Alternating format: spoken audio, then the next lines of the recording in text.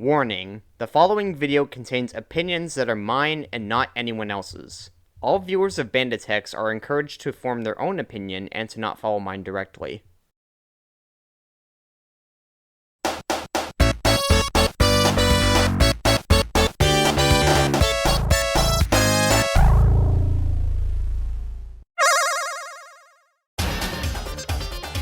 Following the release of Sonic the Hedgehog 2 on the Sega Genesis, Sonic exploded in popularity. 1993 was when Sonic began branching out more. This was the year the Archie comics began getting made in North America, Europe got its own comic series called Sonic the Comic as well, and we even had 2 cartoon shows made by Deke Entertainment, these being Adventures of Sonic the Hedgehog, which was a silly cartoon aimed at younger audiences. The other show was simply called Sonic the Hedgehog, often called Sonic Sat AM by fans, since it aired on Saturday mornings. This cartoon had a darker tone and is closer to the Archie comics in comparison. But for this video, we're going to look at an arcade game that never got the console treatment, this being SegaSonic The Hedgehog.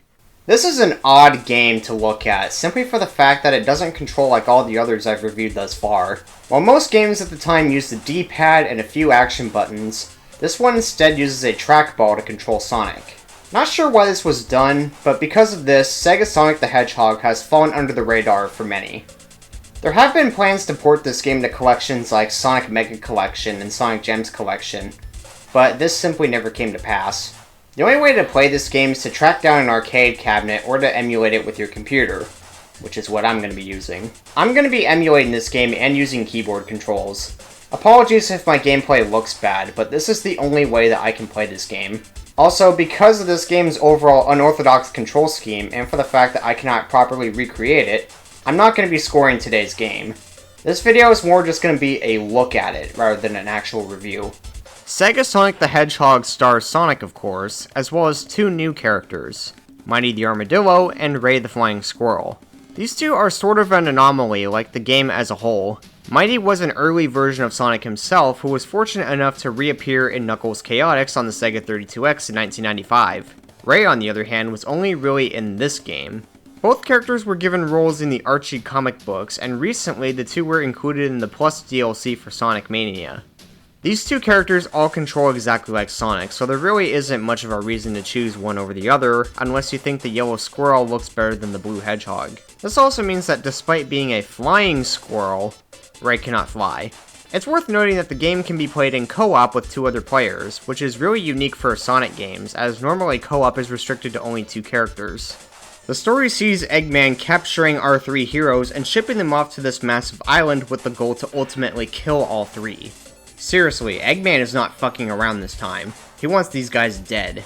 Every level is essentially a new death trap for all 3 characters, and I won't lie, it's kind of exciting. Each stage has something chasing Sonic and company like tornadoes, propeller blades, collapsing bridges. It never ends. And this game can be kind of enjoyable to watch as a result. Even if you aren't playing, it's fun just seeing what the next level will be like. The game even ends with Eggman attempting to blow the island up once the 3 make it to the Doctor's base in a self-destruct sequence. Should you fail to escape, the game just ends right here. It's pretty dark actually. The graphics are bright and colorful, and features some pretty cartoony animations that the series wouldn't really ever tackle again. The characters get reduced to ashes upon getting burned, their skeletons are shown when getting zapped, and there's even a section where you can run into what looks like more of the level, only for it to be a wall. Stuff like this feels more in line with a Crash Bandicoot game, but Sonic was still fresh at this point in time, so seeing things like this is somewhat fascinating, and animations like these are something the series would rarely do again in the future. The music is also fine enough. It never grabbed me like the Genesis or Game Gear games I've looked at already, but I'm willing to give it a pass. This game even has voice acting, and while I can't understand it since it's in Japanese and I only know a small amount of it, it is a big thing for the series at this point in time. That's really the key word here. Fascinating. SegaSonic the Hedgehog isn't really worth playing, as it takes a lot to set up for those brave enough to attempt it. Using MAME isn't very straightforward, at least compared to other emulators I've used in the past. In fact, I think I got a few small viruses last time I tried doing this on my old laptop. You should only ever try playing SegaSonic the Hedgehog if you ever come across an arcade cabinet in person, but the odds of that happening are pretty low. According to the website, Arcade, I hope I pronounced that right, There are 2 cabinets in North America, with one in Florida and one in Illinois. I can't say if this list is super reliable though. I've looked up 2 arcade cabinets that I knew for a fact were located in my town, but they weren't listed.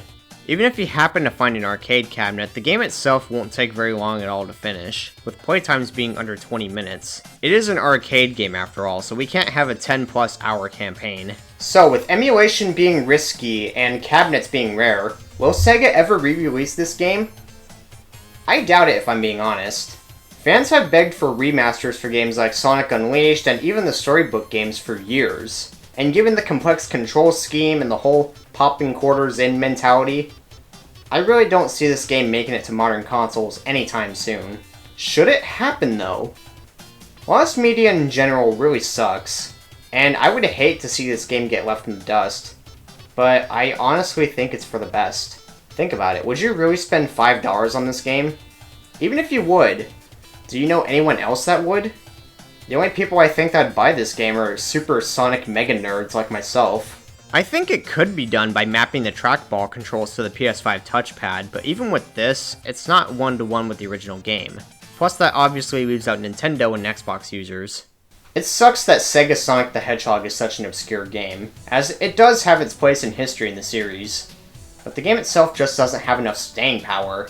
It's just that one Sonic arcade game that half the fans know and only a quarter have played. Pun not intended. So what's next? Sonic the Hedgehog CD?